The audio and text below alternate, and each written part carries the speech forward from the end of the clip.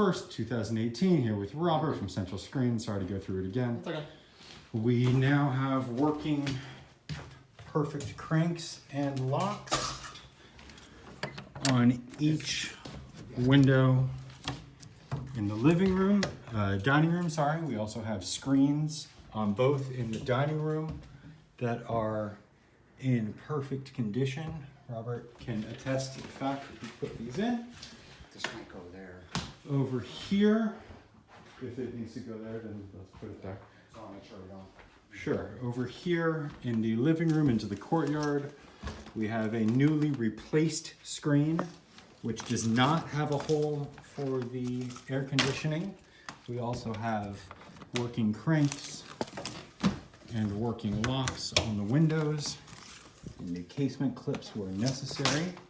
On the other window into the courtyard, we have a perfect condition screen, working locks, working windows or cranks. Let me go into the kitchen where we have a newly installed crank which cranks. We have a working lock.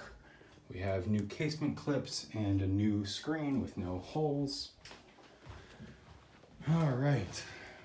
We were supposed to have a screen for the bathroom, unless actually maybe it had a screen at the time that we measured.